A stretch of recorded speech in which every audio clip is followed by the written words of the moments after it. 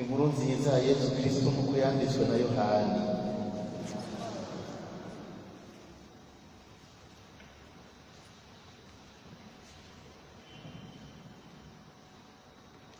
Pilato rero asubira mu iciro ry'imanza, ahamagara Yesu amubwira ati, uri umwami w'Abayahudi? Yesu aramwishura ati, ivyo uvuze bivuye muri wewe canke n'abandi bakubwiye ibinyerekeye? Pilato yishura ati, kugira ngo jewe ndi Umuyahudi, abo musangiye igihugu hamwe n'abaherezamwuka bakuru nibo bakunzaniye, wakoze iki? Yesu asubizayo ati, ubwami bwanje ntibuturuka kuri iyi si. Iyo ubwami bwanje buba bwaturuka kuri iyi si, abarinzi banje baba bandwaniye kugira ngo singwe mu minwe y'Abayuda. Eka noneho ubwami bwanje sibwaha ku isi. Pilato rero amubwira ati, wakabaye rero uri umwami wewe? Yesu yishura ati, ni wewe uvuze ko ndi umwami. Ico nico navukiye, kandi nico cantumye nza ku isi, kugira ngo nshingire intahe ukuri. Uwugengwa n'ukuri wese arumva ijwi ryanje. Pilato rero amubwira ati, ukuri ni iki? Avuze ayo majambo, asubira gusohoka kuraba Abayuda, araheza arababwira ati, ntaco namusanze ko comwicisha. Dushemeze inkuru nziza ya Kristo.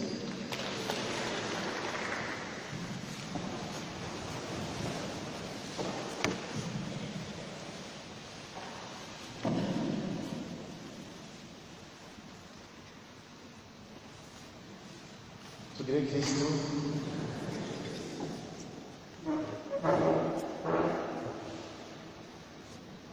Muramaze iminsi muzirikana inyigisho zitandukanye zidufasha kwitegurira umunsi mukuru wa Kristo Umwami. Inyigisho y'uwo munsi jewe bansabye ko nobabwira intambamyi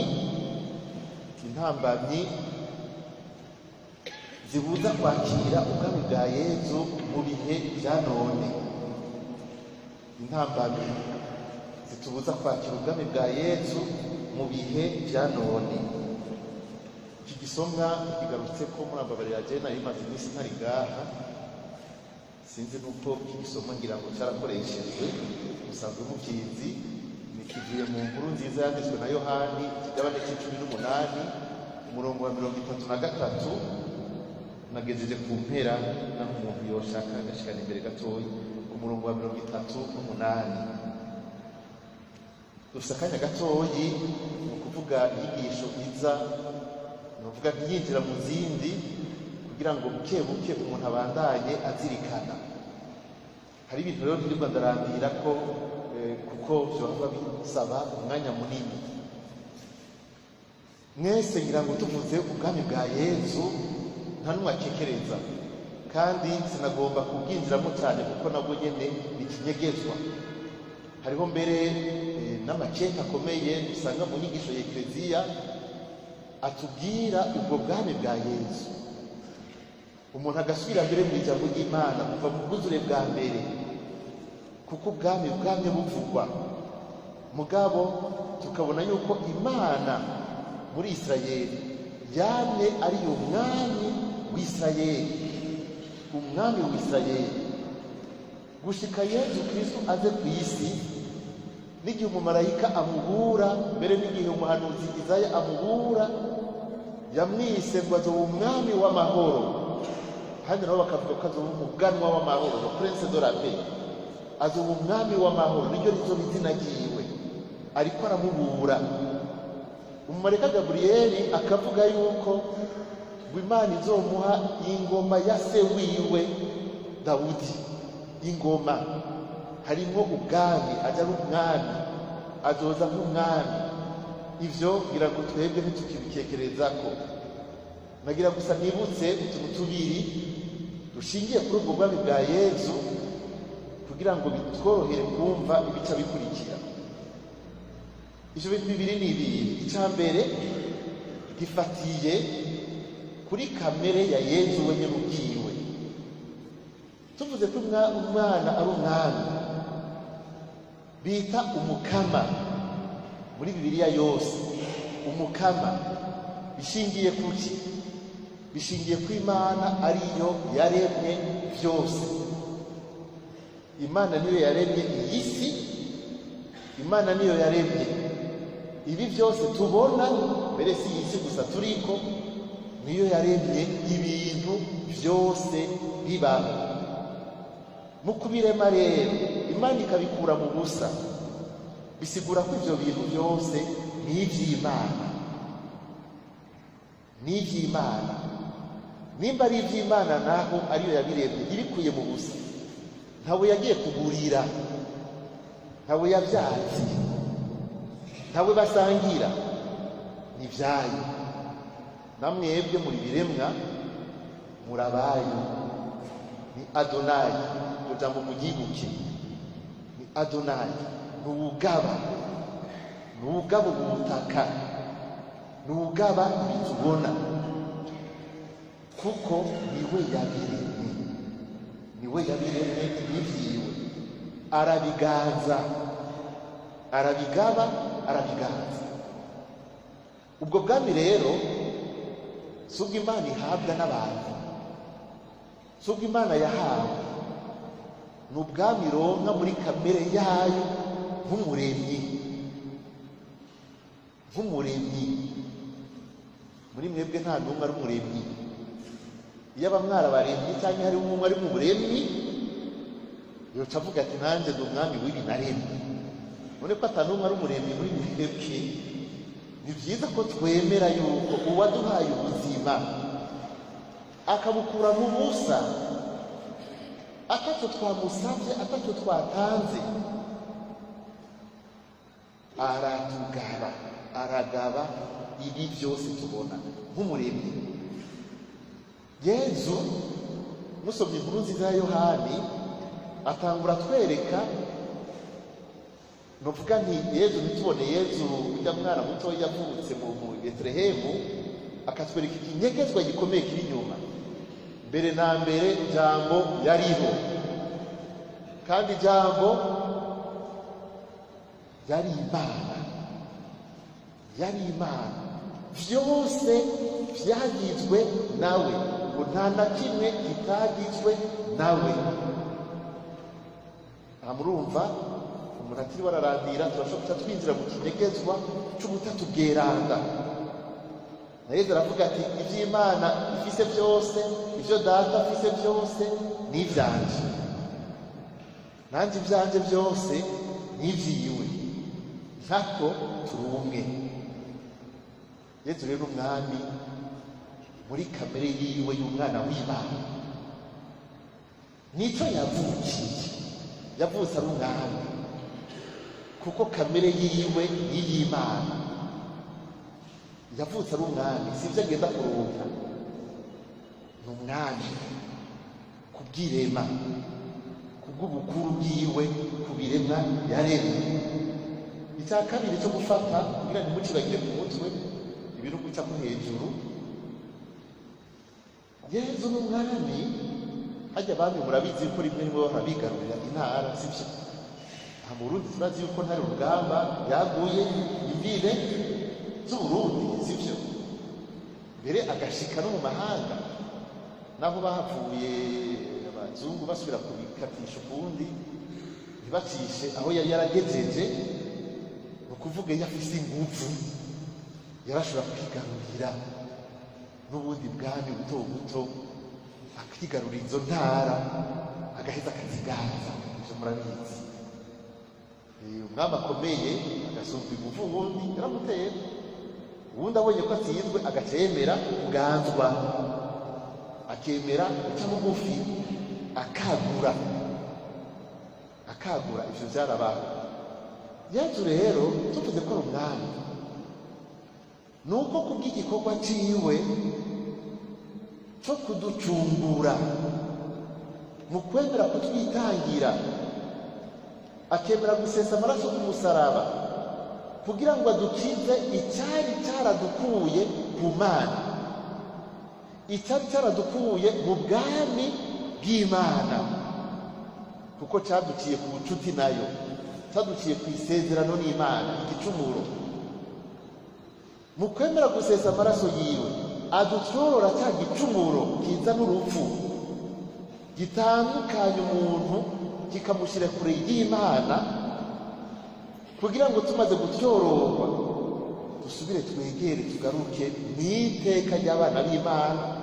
Ni ukuvuga ko Kristo abo Shetani yari yatwaye bw'igicumuro yarabigaruriye, ni konketi, yarabigaruriye abasubiza mu bunywanyi n'Imana, abasubiza mu kibanza Imana yari yarabageneye. Yesu n'umwami kuko yatsinze agaheza akigarurira intara yari yarazimiye, akabakura mu vyara by'uwundi agomba kwigira umwami kandi atari we, akabakura mu vyara by'uwari yabatwaye akabagira abaja, akabatwara mu rupfu. Mu kuducungura yaratwigaruriye, yarigaruriye intara, ni ukuvuga iki gihugu cyose. Kandi Yesu mu gupfa ntiyapfiriye 2, 3, 4, 5, yapfiriye isi yose, kugira ngo uwo wese yemere aronke ubuzima ntapfe. Uwo wese yemeye, Shetani nta bubasha na bumwe imugirako, kuko iyo yemeye nta rupfu, agabana ubuzima budahera. Hari igikorwa rero cyo gucungura yakoze. Musomye rero ijambo ry'Imana turabona nka Paulo Mweranda mu baruwa yandikiye Abafilipi ikigabane cya 2 umurongo wa 1 gushika ku 11, ingene yerekana igikorwa Yesu yakoze, mbere akicisha bugufi rwose agashika hasi no mu nyenga. Tuvuga duhora tubivuga mu kwemera, yaremeye arahambwa kugira ngo n'abari barapfuye kera n'abahambwe bose abasange y'abagarure. Ndabivuge mu majambo asanzwe yoroshe ngira ngo kudorosha cyane.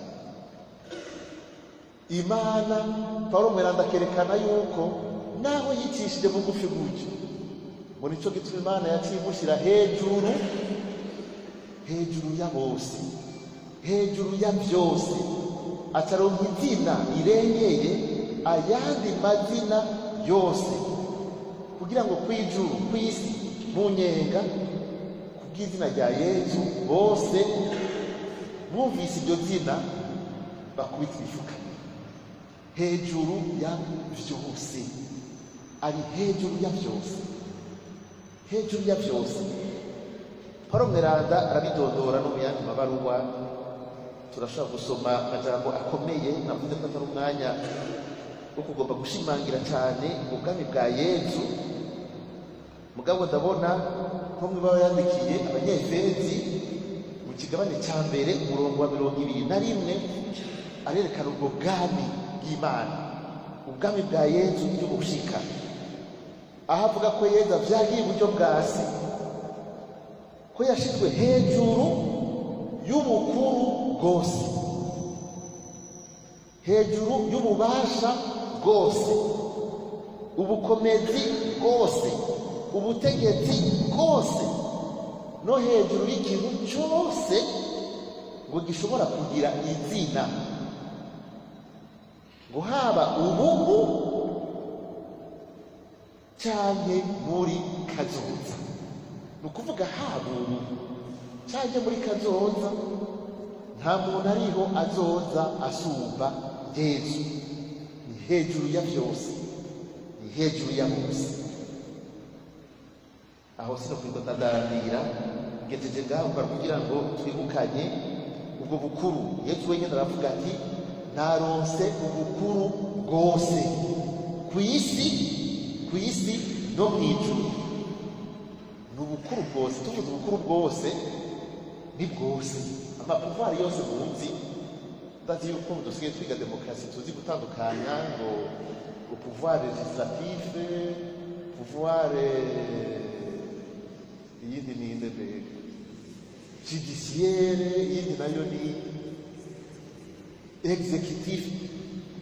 Bavuze ubukuru bwose no kuvuga iki ni hejuru y'ayo mapouvoir yose. Muze muri batutuntu bw'ubumanyu buto buto, ni hejuru y'ubwo bukuru bwose bushoboka. Nicyo bisigura ubukuru bwose, kuko hari igihe duca tuvuga ngo ego ni ubwami bw'umutima, nanjye ndabigarukamo, ariko muragaba hari igihe duca twihenda nko kumenga ngo Yezu ngo ajeje kuraba ngo iby'imitima ngo iby'imibiri ibyo ntibimuraba, murahumva. Niwe yabaremye, niwe yabaremye muri ngabo ziwe, muri biremwa byiwe, ni Adonai murabiwe. Niwe yabaremye, niwe yaremye umubiri, niwe yaremye n'umutima. Waba umubiri cyangwa umutima byose biramwegukiye. Afise ububasha ku mitima, akagira ububasha ku mibiri. Ntimave mwihenda ngo mwibagire. Nicyo gituma igihe mwabatirizwa n'umubiri wanyu warasizwe, si umubiri wasizwe gusa, ni wewe wese nk'umuntu y'ikiremwa muntu waremwe mu ishusho y'Imana, ni wewe wasizwe, wegukira umukama, umutima, umubiri, ubwenge, ugushaka. Afise ubukuru kuri byose, no ku bwenge no ku gushaka kwawe byose. Nicyo bisigura bwose bwose. Sindekuriwe ibyiyumviro bituma bigenda bija ntazi yahariho. Umukama araduha intumbero kuko n'ubwenge ari hejuru yawe, niwe yamuduhaye n'ubwiwe. Ni umwami rero w'imitima yacu, yego cyane. Kandi ubwami bwiwe yicishije bugufi, kuko atari ubwami bwo ngaha ku isi. Mugabo tutibagiye ko n'abami b'isi arabagaba, agaba isi n'ijuru, arabagaba. Murasoma Daniyeli ikigabane cy'indwi. Ubwami bwiwe ni umwami agaba abami b'isi. Mu gitabo cy'ibyahishuwe mu kigabane c'14 umurongo wa 16 batubwira ko ari umwami w'abami. Il est le Seigneur des seigneurs, il est le roi des rois. Ni umukama w'abakama, ni umwami w'abami. Abami bose bo ku isi arabagaba. Nicyo tuzotangaza umunsi mukuru wa Kristo umwami. N'abami bo ku isi arabagaba bose, ariko yicishije bugufi. Twabyumvise muri ry'abarura. Ubwami bwe n'ubwami bw'urukundo, ubwami bw'ubutungane, n'ubwami bw'amahoro, n'ubwami bw'ubusaserdoti. Ubusaserdoti kubera iki? Kuko aritanga. N'umwami ataja guhonyora ku bantu, oya, n'ubwami bw'ubusaserdoti, arabitanga. Yesu arabivuga ngo abami bo kuri iyi si ngo barazi kumvisha ubukuru bwabo, bakabahonyora. Akaguhonyora, akakubwira ati wewe rero uragaba, ukagira akanaka ndakwereka. Ivyo oye musomye muri kahise hose no hirya no hino murabyumva. Oya, ubwami bw'ubusaserdoti bw'ubusuku, umwami yicishije bugufi. None rero ubwo bwami nibwo Ekleziya itangaza. Ubwo bwami nibwo dushaka kuvuga. Kubera iki? Kuko igihe Ekleziya yabona yuko umenga abantu buhoro buhoro bagenda barakuza muri bo ibyiyumviro byo kugarariza ubwami bw'Imana, niho Papa Piyo wa 11 yashinga uwo munsi mukuru, kugira ngo dusubire dutangaze cese ko tutokwibagira, ngo duhave twihenda dusange twafashe inzira itariyo, dusange twafashe inzira izimiza, twarenza akarimbi, twibuke yuko ibyo tugira byose hariho umwami atugaba kandi n'umucamanza, ari umucamanza wa bose, asumba bose. Tubitangaze cyese kugira ngo abashinga amategeko, kugira ngo abandika ibitabo bafise ibyiyumviro ntibibagire yuko mu byo bashinga byose, ntibibagire ko hariho uri hejuru ya bose, ngo batangure guca kubiri n'amabwirizwa yiwe. Hariho igihe tugezemwo intambamyi zitari nke tubona zishobora gutuma abantu batakira neza ubwami bwa Yesu, batinjira mu bwami bwa Yesu, batinjira mu bwami bw'Imana. Ni ukudondagura gusa nk'uko nababwiye, umwanya ni muto. Icya mbere tubona, kandi sinavuga ngo ni igihe cya none gusa, ni ukumenya yuko ikintu cya mbere kitubera intambamyi ngo tuba abana b'ubwami bw'Imana ni igicumuro. Kuko igicumuro cyose ni ukugarariza, ni ukugarariza. Igihe tugezemo rero kirimo ubugarariji budasanzwe.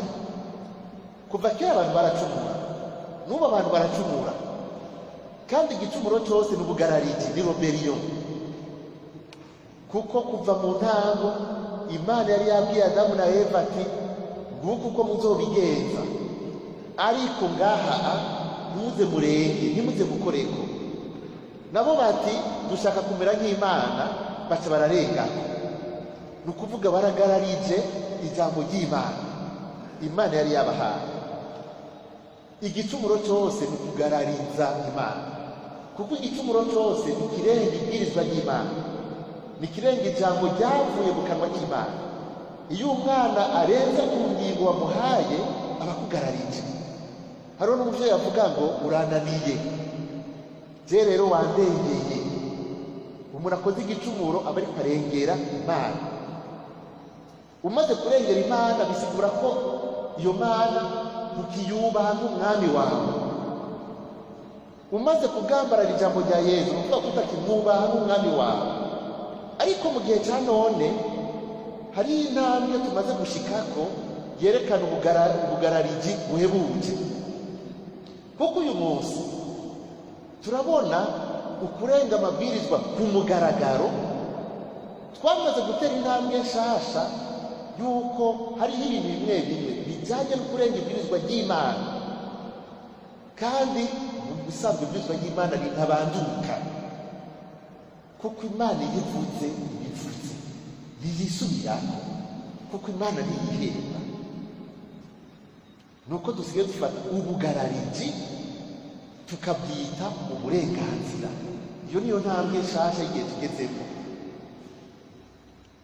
Ndashima cyane mu minsi iheze numvise mu iradiyo muri iyi ndwi iheze umukuru w'inama nshingamateka, sinzi ko ari muri aka karere, sinzi inama bagiyemo, sinabimenye neza kuko njye nabura muri Rogerete, ariko naramwumvise mu iradiyo ndi mu modoka ariko aravuga ibiganiro yagiraniye n'abandi bariko bararaba ingene ngo botunganya amategeko, amanama nshingamateka yotora amategeko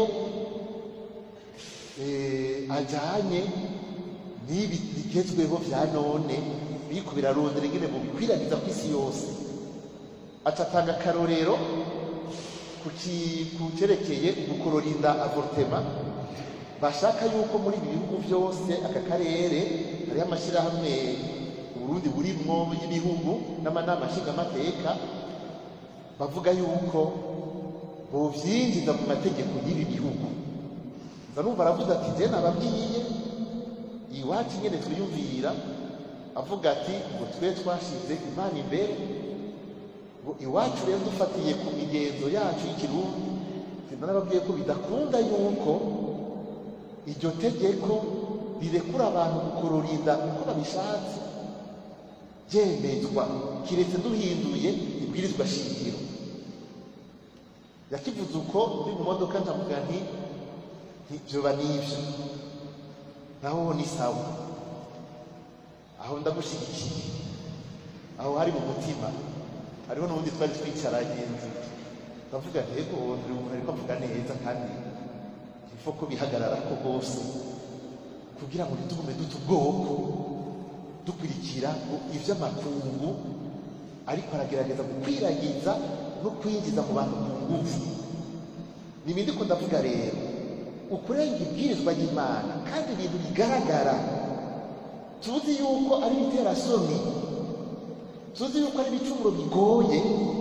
Uyu munsi abantu bahaguruka bakavuga ngo uburenganzira bwa zina muntu ngo niryo teka rya muntu. Iyo niyo ntambwe nshasha.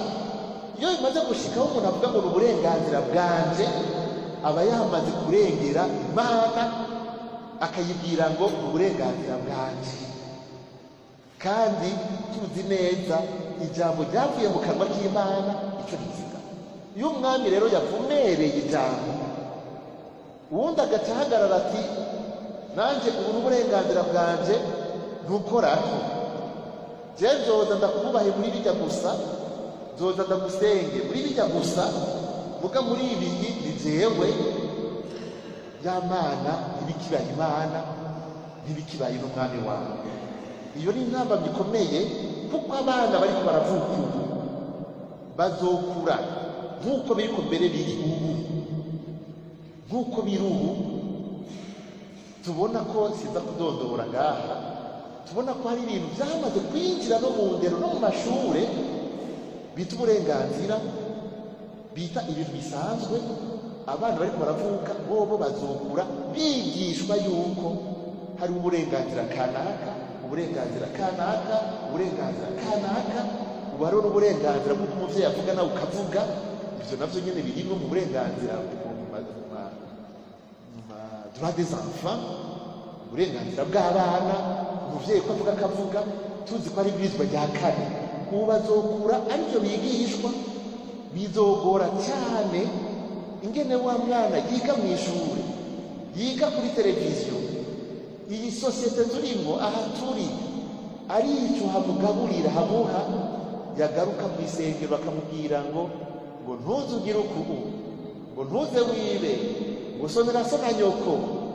Aca kubwira ati nzomusonera mu gihe nawe nyene tubanje kumvikana, kuko nivyo ariko arumva.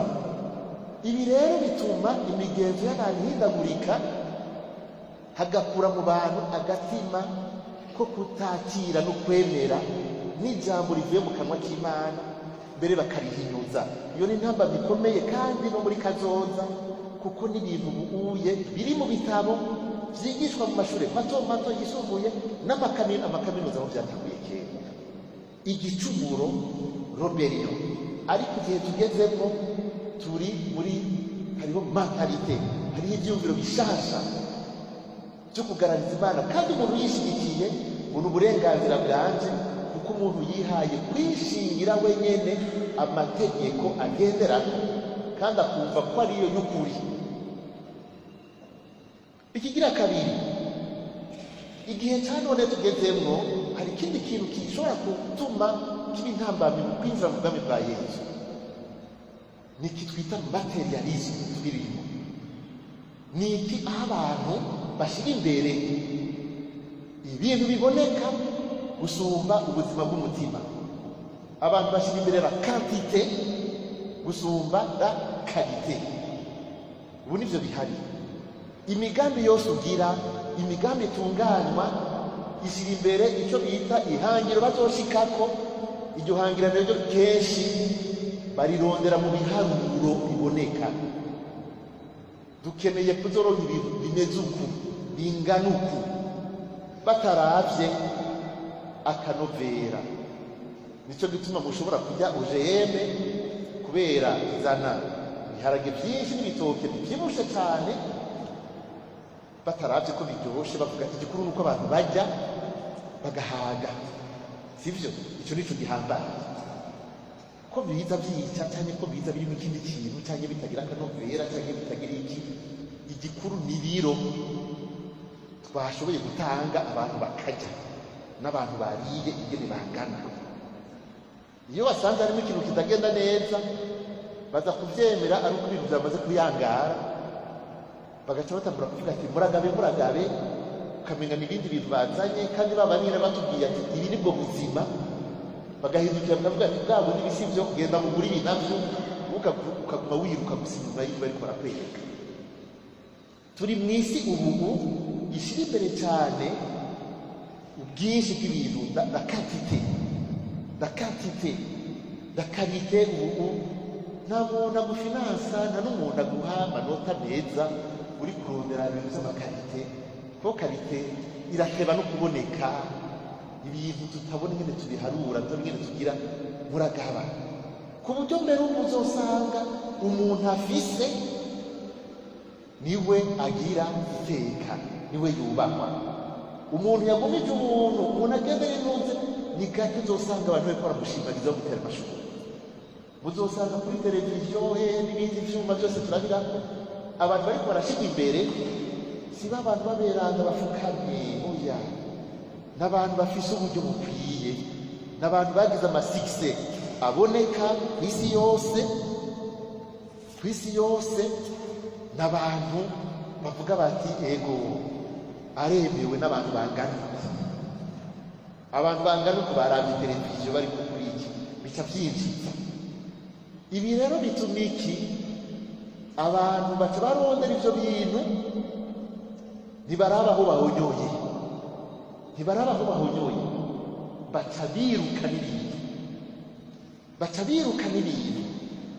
Bwa bwami bwa Yezu rero twavuga buciye bugufi, bwa bwami bwa Yezu butuma abantu baca bahonyanga amabwirizwa, bariko biruka nuko bashikira ibintu, kuko ikibara gishinga si kurondera ubuntu n'ibitanga ubuzima budahera. Umwanya wamperanye kandi ntaravuga.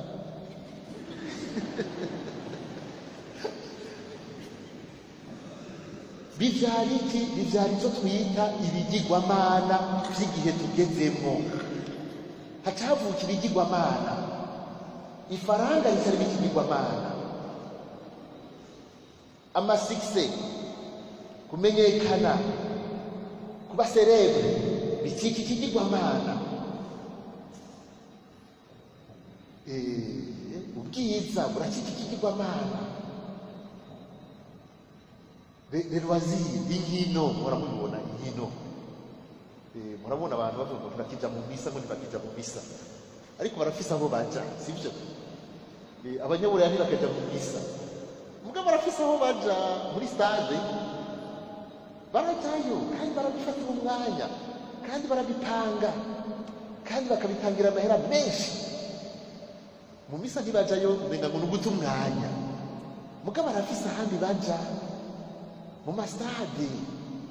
Reka twagarutse kuri cya gihe twumva ejo ingene Yerusalemu ngo bubatse gymnase, inzu yo kuryoherwa. Aho barajayo no muri kwate barajayo, misa ntibakijayo ariko haje barajayo, muri adoration ntibajayo ariko baraja kuraba ahandi. Hari ibigirwamana bindi bica biza, tubona abantu rero barataye amasengero mu bihugu bimwe bimwe cyangwa ahandi hariya, barafise ahandi bagirira ama adoration, kandi umwanya utari muto, barafise abandi baja gutambira, kandi umwanya utari muto.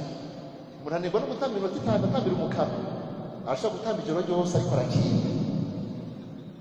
Haca haza ibindi bigirwamana bigezweho n'ibindi. Ubugira gatatu, kugira nshinyarutsa, hariho ubuhakanyi, icyo twita apostasie. Bavuze ngo naka weracitse umuhakanyi, umenga yarahari ivomo, umenga ni nabi. Ubu rero hariho ubuhakanyi bwinyegeje. Hariho icyo Papa Yohani Paul wa kabiri Mweranda yise apostasie silencieuse, ubuhakanyi butiyerekana. Abantu ukabona bari ngaho bakabatirizwa, bakaronka amabatisimu, mugabo ugasanga ntibemera, ntibizigira Imana mu by'ukuri, kuko no gutinya gucumura ntibatinya gucumura. Oya, abantu bakabatirizwa bakitwa amazina y'umukirisu, mugabo ofo ntibemera. Inyigisho Ekleziya itanga ntibagikurikiza. Ubasigaye bavuga ati ivyo oye vyarataye igihe, Ekleziya nihinduke, Ekleziya nize iraba aho isi igeze, iheze irabe ko yokurikira. Ekleziya bariko bayihamagarira gukurikira iyi si iraja. kandi hariho urugamba rukomeye ndababwira, d'apostasie silencieuse, ubuhakanyi bwinyegeje mu mitima nyene butaboneka mugabo buboneka mu bihe bimwe bimwe iyo hageze amayetere. Ico kirabangamira cyane kwakira ubwami bw'Imana, kuko umuntu bene uyo ntayoboka Imana, ntagamuruka Imana, arashobora gusiba ku Imana ntiyumva ko yacumuye. Oya, nayo nafatiriwe, kuko mu misa agenda afise umwanya. Apostasie silencieuse, ubuhakanyi. Hari ikintu twita ubu laïcisme. Le laïcisme ni ukuvuga iki? Hariho amajambo agoye gutora mu Kirundi. Ni ibi bihugu bashiramwo bati twe turi leta itegamiye idini na rimwe. Uko utegamira idini na rimwe mu mibano mu gihe tugezemwo mu ntwaro z'iki gihe bituma ahanini mu bihugu bitari bike vyinshi cyane, kandi na twebwe ntwaza ngo ntiturimo, bavuga bati ngo leta ntaramwe yegamiye, ngo ibi n'ibi ububuzi amashirahamwe ngo nta nahamwe yegamiye. Mugabo ugasanga naho bavuga ngo nabo begamiye hariho ibintu baca bahatira ku bantu, gushika naho tubona ko inyuma yavyo hariho ikindi kintu bwa bundi kibasunika, bakubwira ngo naho twegamiye, mugabo kugira ngo bace bakubwira bati ntidukeneye kubona ikintu na kimwe kigaragara kivuga Imana muri sosiyete. Ubu niho tugeze, muramaze kuvyumva hirya no hino, badakeneye ko umuntu ngo yerekana ikimenyetso agaragaza ukwemera kwiwe, bakakubwira ngo ubuje gutirimutsa abandi. Futa ivyo byose, ntihagire ikintu na kimwe gisigara kiboneka, ntugaragaze ukwemera, ntukwita urumenyetso uruhebe, ngo ntiwiyambarire umusaraba cyangwa umudari cyangwa ishapure ngo heraba ngo we kujya gutera ingorane. Bagaca bavuga ngo ugusenga Imana ngo ni privé, uragenda ubigirire mu cumi wawe ngo atanumwe akubona. Gushika nawe usanga bariko barabuza n'abavyeyi kwigisha abana kwemera. Iyo bishitse aho rero biba byamaze gushika kure, umuvyeyi agaca atangurana bakumva yuko ngo umwana ngo azokwitorera. Turi muri leta laïque, muragaba iki kintu mugomba kuvuga ngo bazokwitorera, bazokwimenya. Umuntu agaca atibanga ry'iba ry'umuvyeyi ntarere, mu by'ukuri aba yamaze kwinjirwamo n'ubundi mutima umutesha gukorera Imana, umutesha gukorera ubwami no gukomeza ubwami bw'Imana, ngo bazokwimenya. None bakoreye ubwami bw'Imana gute? Muragaba ikigira kane cya gatanu, amadini cyangwa utudini esete, icyo twita amaseke, amadini menshi, utudini tugwirira. Ibi bintu bituma mu mitima y'abantu bumviriza abavuga butumwa benshi, bumva ubutumwa bwinshi, gushika nawe usigara uvuga ngo none umuntu afata iki areka iki, ngo hose ngo hari Imana, aha byose ngo nico kimwe. Attention, abungere benshi hari igihe bavuga indimi zitatu zine zitanu badahuza, vuga bavuga umuntu umwe bakavuga Yesu, umuntu ashaka mwita ukwiwe Yesu ni umwe, mugabo ugasanga ibintu turiko turavuga umuntu agateba akibaza mbega bajya bose ubwo bariko bakorera umwami umwe, kuko umwami ni umwe, sivyo?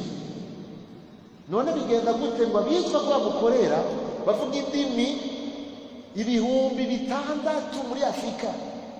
Kuko muri Afrika hari amashengero y'abemera Kristo arenga 6,000. Negeze kubabwira ngaha muri Kongo honyene hari amashengero y'abemera Kristo arenga 10,000. Twebwe ngaha turi ku 600 cyangwa 700, turagahuka gatoya. Mugabo ugasanga turiko turasamburana. Ibi bituma iki? Mbega hari umwami umwe cyangwa hari abami benshi? None uwo mwami afise indimi zibiri, bituma abantu badashobora guha agaciro ijambo ry'umwami wacu, kandi ari ijambo rizima. Hariho n'abaza birondera bigaca bicuragiza. Ubwindwi haca handi ivyumviro rero vya politiki bishobora gutuma ubwami bwa Yesu nabwo nyene udasubira kumenya mbega umwami ninde, mbega utari umwami ninde. Kuko ivyo vyiyumviro hari igihe biza bikaze, kandi abanyepolitiki barafise inguvu, barakoresha inguvu nyinshi kugira ngo ivyiyumviro vyabo bavyinjize mu bantu, gushika naho bashobora gutuma abantu kuja kwica abandi bakagenda. Umuntu arinda kwigisha gushika naho gutuma kwica uwundi, none ntaba yagutwaye. Mu gihe uzi ko umukama avuga ati ntiwice, mugabo umunyepolitiki akaza akakwigisha akagushiramo ivyiyumviro vy'amacakubiri vy'urwango, gushika naho ashobora kukubwira kugenda wice naka ukagenda, none umwami wawe ninde? Mu by'ukuri aba yagutwaye. Erega niwe wakuganza, niwe bakuganza, canke izo ideoloji nizo zikuganza. Mushobora kuvuga ngo Yesu niwe mwami wawe ubikunda.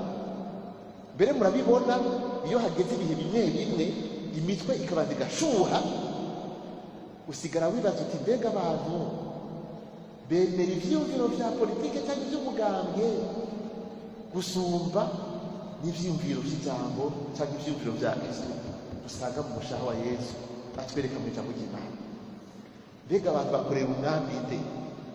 Amacakubiri y'amoko, y'intara canke rarasi, abera n'abirabura canke abadimudimu canke abasukundi, ivyo vyose biraba ibigirwamana.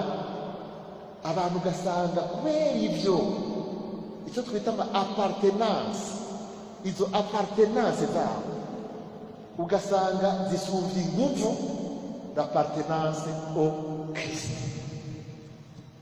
Hariho abantu amazuru yabo niyo akomeye rwose gusumba amavuta basizwe, amavuta asigura ko bemukiye Kristo.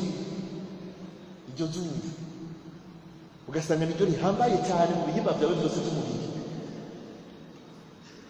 ugasanga ayo mavuta wasizwe ntayo wibuka, ntayo ukibona.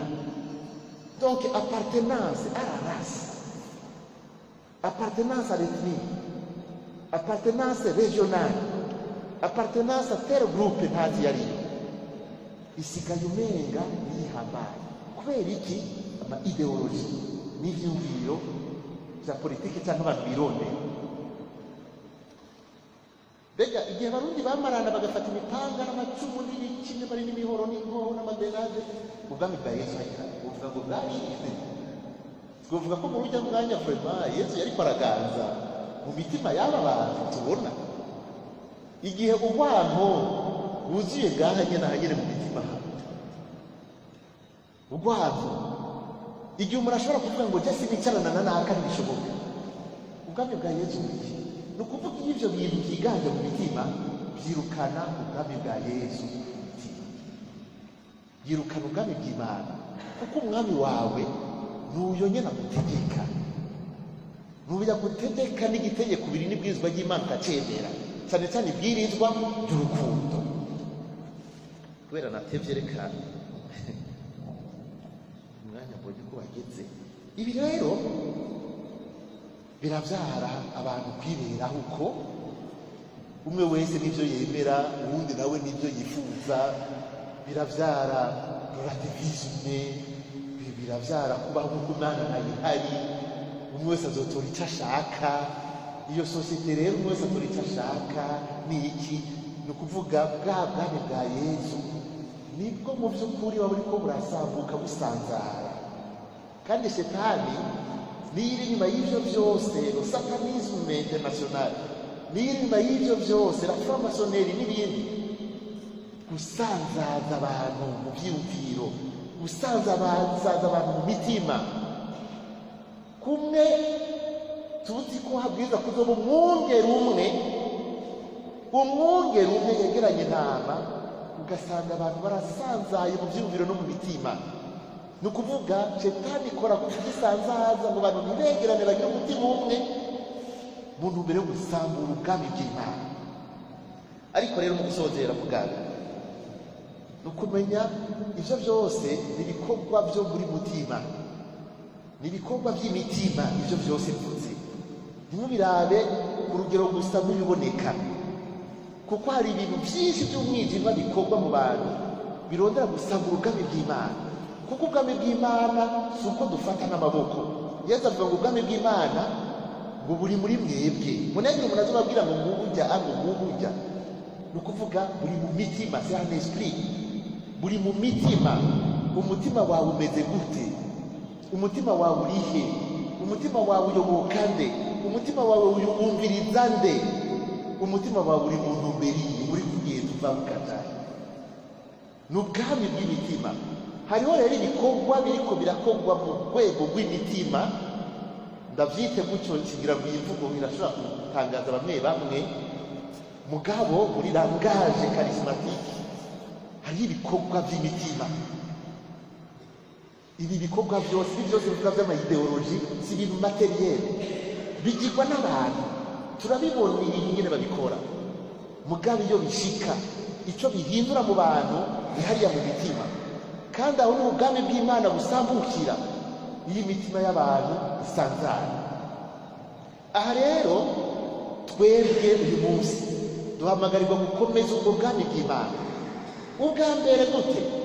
Mu kubanza kwikubita ku gikiriza tukigaya aho hose twagararije Imana, aho hose dukurikira ibintazi, aho hose tutitonda ngo turabe neza ibyo tubona yuko cyangwa ibidukwega ko biri mu ntumbero y'ubwami bw'Imana. Tukigaya tukirega, umuntu akava mu bwami bw'urupfu kugira ngo tugaruke mu bwami bwa Kristo. Yesu yapfuye ku musaraba kugira ngo atubohore umwanya wose ubwami bw'urupfu. Kuva mu bwami bw'urupfu twinjire mu bwami bw'Imana bica mu kugaya igicumuro. Mwibatisi tuvuga ngo twapfanywe na Kristo kugira ngo tuzukane nawe. Dufise akamaro k'ikigongwe kugira ngo n'igihe twasubiye guhemuka umukama dusubize mu bwami bwe nk'abana b'Imana.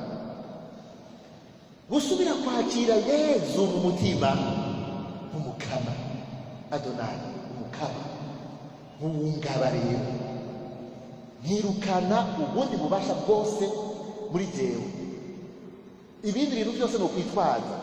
Mbere nkiyemeza yuko ikintu cyose kizoza kinteranya na Yesu jewe kitazokwinjira. Nta yindi critère de discernement, nta kindi kintu kimfasha gushishoza. Ikintu cyose mbona giteye kuri ubwami bw'Imana nkavuga nti kibi jewe ntacyo zokurikira. Ukabuza umbwira ibintu numva yuko bimfasha kubandanya mu mbere y'ubwami bw'Imana, ingowe turajyana. Nironye mu fiancé, ubona ko abafiancé rimwe rimwe bagoye.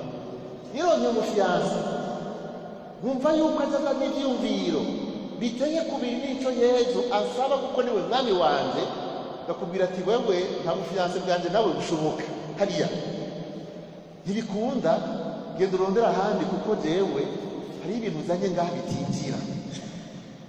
Akaza azanye ibintu bituma utera imbere cyangwa ujya mu ntumbero, uvuga uti we turashobora kuganira. Hakaza umuntu w'ibyumviro kanaka, ideoloji cyangwa mu mugwi kanaka, nimba ari association cyangwa umugambi kanaka, ukazana ibintu biteye kubiri n'ijambo ry'Imana ry'urukundo, ni wewe ni hariya kwiyemeza yuko namaze kwimika Yesu umukama,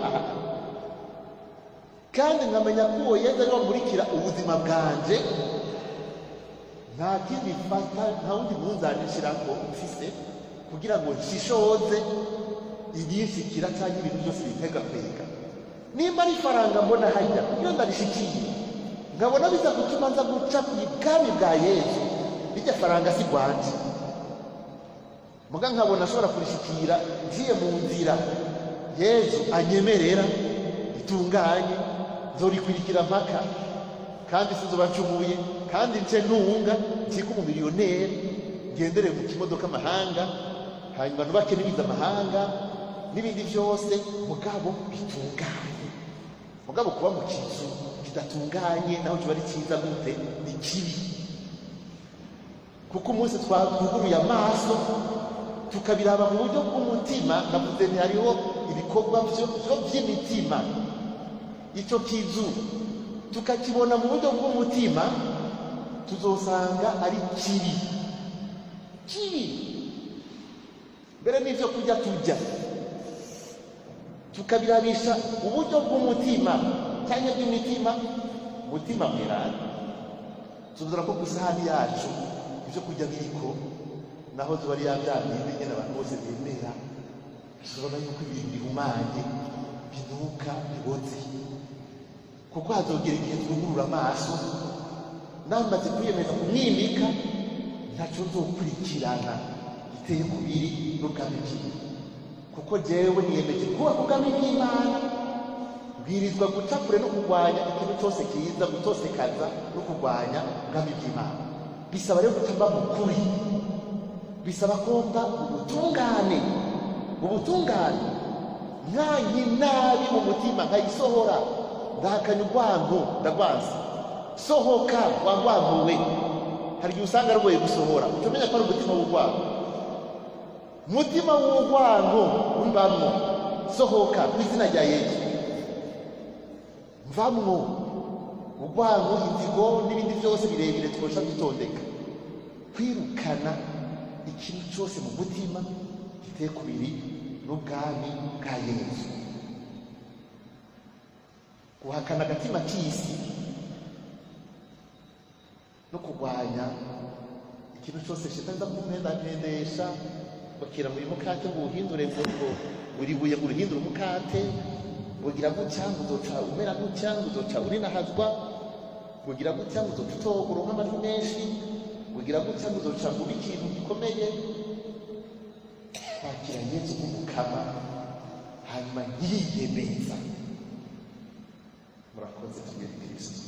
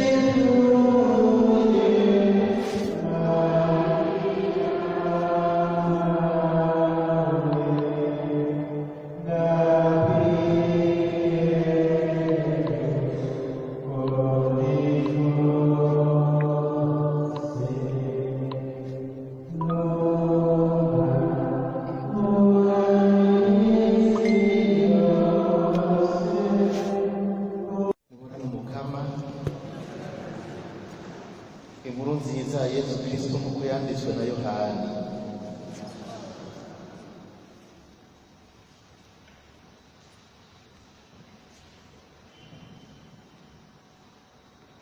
Pilato rero asubira mu ciro ry'imanza, ahamagara Yesu amubwira ati, uri umwami w'Abayahudi?